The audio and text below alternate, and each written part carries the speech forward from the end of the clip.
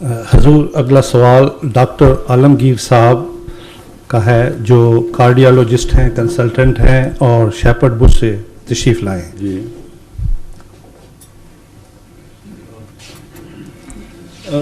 کیا حال ہے ڈاکٹر صاحب، خیریت سے ہیں؟ جی بالکل ٹھیک ٹھاک. کارڈیالوجسٹ ہیں آپ ماشاء اللہ؟ جی میں کارڈیالوجسٹ ہوں. کہاں سے ہیں ہندوستان سے؟ میں پاکستان لاہور سے ہوں. جی لاہور سے ہیں؟ ہاں جی. اچھا نام کیا بتایا تھا انہوں نے آپ کا؟ عالمگیر.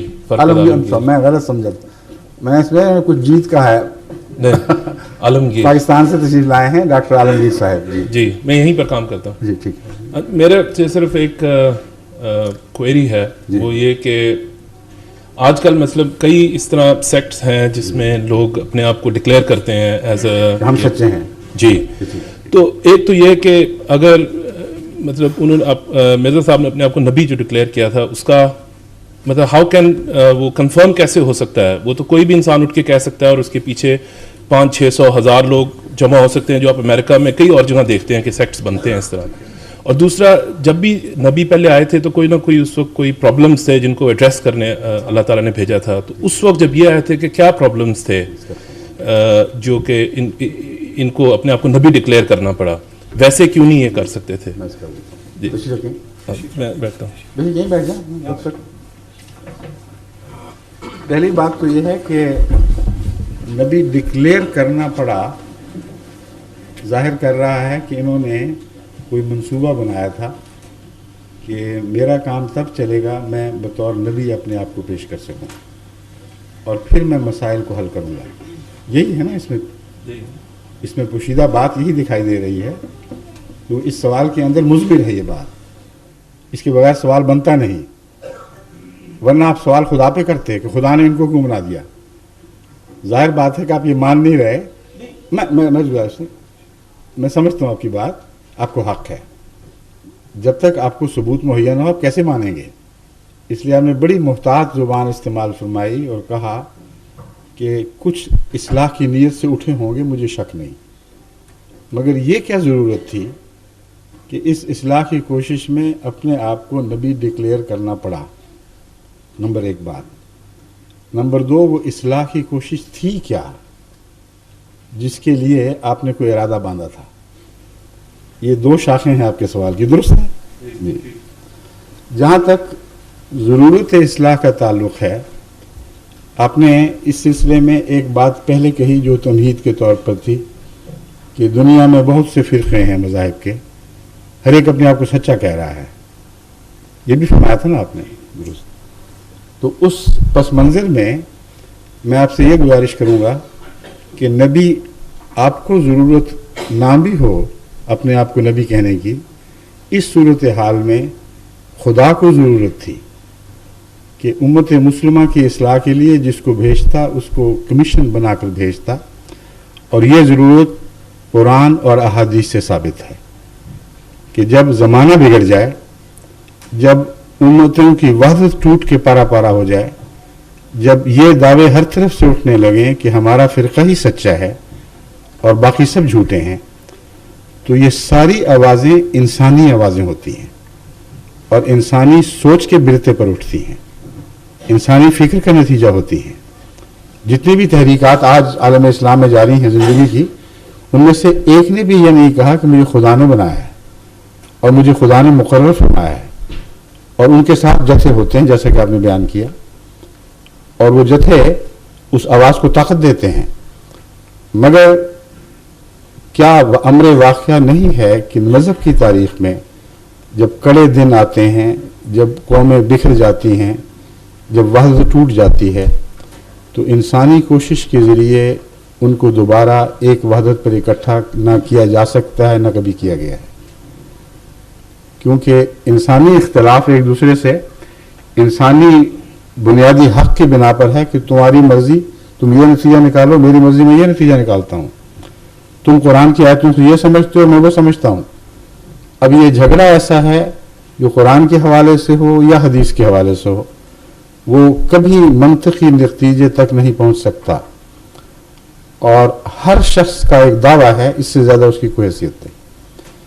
اس دعوے کے ساتھ اس کے نفس کی صداقت کی کوئی دلیل نہیں ہے، کیونکہ ایسے دعوی کے مقابل پر قومیں اکٹھی ہو کر ان کی مخالفت نہیں کیا کرتی.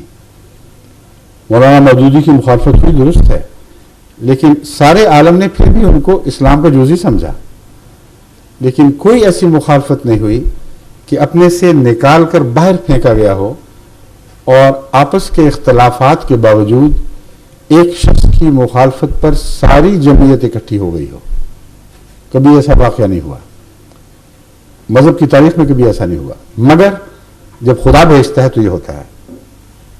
بس یہ ضرورت تھی کہ چونکہ جب امتیں بگڑ جاتی ہیں تو اللہ تعالیٰ کی طرف سے بھیجے ہوئے کے بغیر امتوں کی اصلاح ممکن نہیں ہوتی، اور بھیجنے والے کی صداقت کی ثبوت میں یہ اول ثبوت ہوتا ہے، جیسا کہ میں پہلے عرض کر چکا ہوں کہ پہلے وہ لوگوں میں مرغوب ہوتا ہے، ہر دل عزیز ہوتا ہے، اور اس کے باوجود ایک رات ایسا دعویٰ کر بیٹھتا ہے کہ اپنے بھی ساتھ چھوڑ دیتے ہیں اور شدید مخالفت کا سامنا کرنا پڑتا ہے.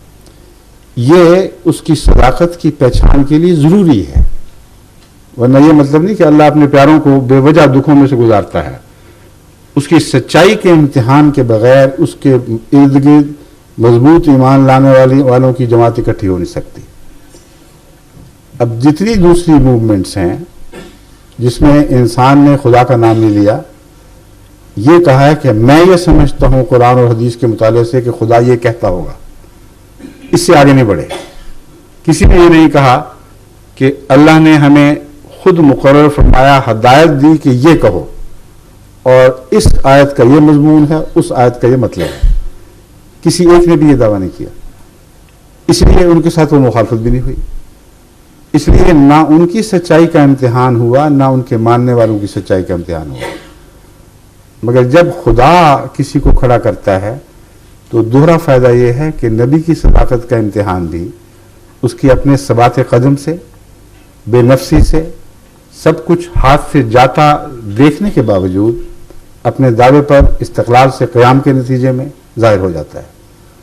اور اگلا ثبوت لاکھوں کی صورت اختیار کر جاتا ہے. ہر شخص جو اس جماعت میں آتا ہے وہ آگ سے گزر کے آتا ہے. وہ پھولوں کی سیج پر چل کے نہیں آتا. اس کو گالیاں دی جاتی ہیں، اس کے خلاف مخالفتوں کی آگیں بڑھکائی جاتی ہیں، اس کی جائیدادیں چھین لی جاتی ہیں. بسا اوقات ماں باپ اس کو اپنے حق کے وراثت سے محروم کر دیتے ہیں.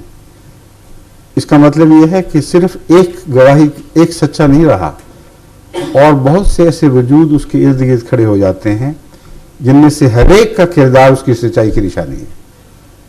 اگر اس نے یقین نہ کیا ہوتا، اگر اس کو کامل اعتماد نہ ہوتا کہ اس شخص میں کچھ سچائی کی علامتیں ہیں، تو وہ اپنی دنیا داؤ پہ نہ لگا دیتا محض اس خیال سے کہ شاید سچا ہو. کامل یقین کے بغیر انسان اپنی دنیا کو اپنے ہاتھوں سے لوٹا نہیں سکتا. اس وعدے پر کہ جنت میں جاؤں گا، اس وعدے پر بھی اگر ہو، اول تو جنت کا خیال ہی درپیش نہیں ہوتا. ایسی صورتوں میں جنت ہو یا نہ ہو، جنہوں نے حضرت اقدس محمد مصطفیٰ صلی اللہ علیہ وسلم کا ساتھ دیا ہے، وہ جنت کے دعوے کے مطابق جنت کے وعدے سے نہیں دیا، بلکہ آپ کی صداقت کو پہچان کر دیا ہے. پھر ان کے لیے ممکن نہیں تھا کہ آپ کا دامن چھوڑ دیتے. بس ایک سچے نے ارد گرد سچے پیدا کیے. ایک سچے کی مخالفت نے مخالفت حاصل کرنے والے یا مخالفت کا نشانہ بنائے جانے والے اور سچے پیدا کیے جو ثبات قدم کے ساتھ قائم رہے. کوئی طاقت ان کو اپنے رستے سے ہٹا نہیں سکتی. یہ دوسری وجہ ہے کیوں خدا کو اپنی طرف سے کسی کو مقرر کرنا پڑتا ہے.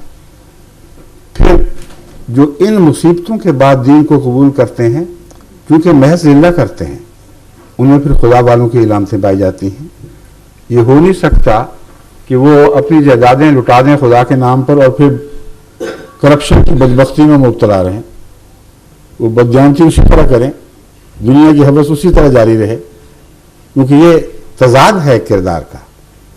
ایک طرف اپنی چیز اپنے ہاتھ میں آئی بھی خدا کے نام پر یوں چھوڑ دی جیسے اس کی کوئی قیمت نہیں، دوسری طرف پھر دنیا کما رہے ہیں. یہ ہو نہیں سکتا.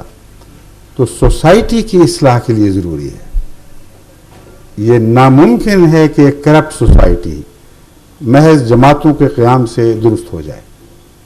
نہ کبھی دنیا میں کسی نے ایسا ہوتا دیکھا ہے، نہ اب ہو رہا ہے پاکستان میں یا دوسری دنیا میں۔ کتنی بڑی بڑی جماعتیں قائم ہوئی ہیں، کتنی بڑی دین کی باتیں ہوئی ہیں، کتنی بڑی دین سے وابستہ حکومت کے قیام کا اعلان کیا گیا۔ ضیاء الحق کی تاریخ کوئی بہت پرانی نہیں ہے۔ کتنی بار زبردستی مسلمانوں کو نماز پر قائم کرنے کی کوشش کی گئی، کتنی بار یہ کہا گیا کہ بے حیائی چھوڑ دو، اسلام کی طرف آ جاؤ، اب تمہارا قانون تمہیں اجازت دیتا ہے کہ جس طرح چاہو اسلام پر عمل کرو، اور پھر قانون نے پوری حفاظت دی۔ کیا آج سے 10 سال پہلے کا دیانتداری کا معیار پاکستان کا وہی تھا جو آج ہے؟ کیا یہ پریسیپس سے نیچے نہیں گر چکا؟ کیا تیزی کے ساتھ سارا ملک بد اخلاقی اور بے حیائی میں اس طرح بگٹٹ نہیں دوڑ رہا جیسے کسی پہاڑی کی چوٹی سے کسی کو نیچے پھینک دیا جائے؟ یہ کیسے رک سکتے ہیں؟ نہ رک سکتے نہ رکے، اس لیے کہ دنیا میں جو لوگ مذہب کے نام پر جماعتیں قائم کرتے ہیں ان کو خدا کی تائید حاصل نہیں ہوتی، ان کے اپنے مقاصد ہوتے ہیں، وہ اپنے گرد جتھا اکٹھا کرنا چاہتے ہیں، اس لیے جتھے والی آوازیں دیتے ہیں، لیکن ان کے ماننے والے ان کے مرید اغوا کریں، لوٹیں، بچوں کی زندگیاں چھین لیں، ماؤں کے سکون لوٹ لیں، جو چاہیں کریں، آگے لگا دیں گھروں میں، اغوا کر کے پیسے مانگیں اور نہ دیے جائیں تو بچے ذبح کر دیے جائیں، یا چوری، ڈاکہ، اغوا، قتل مسجدوں میں بھی ہو، مسجدوں سے باہر بھی ہو۔ وہاں مولوی کو نیند کیسے آ رہی ہے؟ اس کا صبر و سکون لوٹا کیوں نہیں؟ صاف ظاہر ہے کہ یہ سارے خدائی کے دعوے دار ہیں۔ ان کی مانو گے، ان کے سامنے سر جھکاؤ گے تو تمہیں اجازت ہے جو چاہو کرتے پھرو، تمہارے اسلام کو کوئی گزر نہیں، ہم تمہارے اسلام کی حفاظت کریں گے۔ کون ہوتا ہے تمہاری طرف ٹیڑھی آنکھ سے دیکھنے والا؟ مگر ہمیں نہ چھوڑنا، ہمارے فرقے کو چھوڑا تو پھر ہم تمہیں سبق سکھائیں گے، ورنہ نہیں۔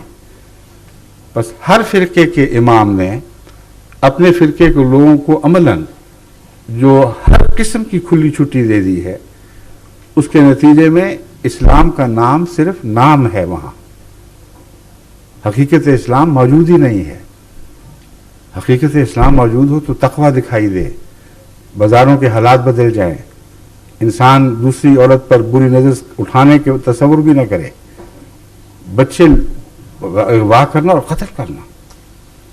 کون سا اسلام سکھاتا ہے یہ؟ جن سربراہوں کے پیچھے یہ لوگ ہیں انہوں نے کبھی نوٹس لیا؟ کبھی وہ نکلے ہیں گلیوں میں کہ ہم یہ نہیں ہونے دیں گے؟ اس لیے کہ وہ گلیوں میں نکلیں کہ نہیں ہونے دیں گے تو وہی ماننے والے ان کے پیچھے پتھر لے کے پڑ جائیں گے۔ ان کی آواز پر لبیک صرف اس وقت کہا جاتا ہے جب بدی کی طرف ان کو بلاتے ہیں، جب لوگوں کے مال لوٹنے کے لیے طرف بلاتے ہیں، جب آگے لگانے کی طرف بلاتے ہیں تو لبیک لبیک کہہ کے ساری قوم ان کے گرد اکٹھی ہو جاتی ہے۔ کیا کبھی خدا کے کسی رسول نے اس نام پر لوگوں کو اپنے گرد اکٹھا کیا تھا کہ آؤ میں تمہیں بلاتا ہوں کہ سب کے گھروں کو آگے لگا دو، بچوں کو اغوا کر لو، ان کو لوٹو، یتیموں کی جائیدادیں کھا جاؤ، بیواؤں کے اموال لوٹ لو، جھوٹے مقدمے کرو، اور دن رات دنیا کی فکر رہے جائیدادیں بنانے کی، اور سیاست بھی کرو تو مسلسل جھوٹ کی سیاست کرو، عدالتوں میں جاؤ تو جھوٹ سے مسلح ہو کر جاؤ، ورنہ تمہارا کوئی امن نہیں۔ یہ اسلام ہے؟ اگر یہ نہیں ہے تو آپ کھلم کھلا دیکھ سکتے ہیں، یہ بنیادی فرق ہے۔ جب تک خدا کی طرف سے کوئی مقرر ہو کے نہ آئے، اس کا نام نبی رکھیں یا غیر نبی رکھیں، خدا کی طرف سے ایک آنے والا لازم ہے، اس کے بغیر سوسائٹی کی اصلاح ہو نہیں سکتی، اور قربانیوں سے رستوں سے گزارے بغیر کوئی قوم دوبارہ زندہ نہیں ہوا کرتی۔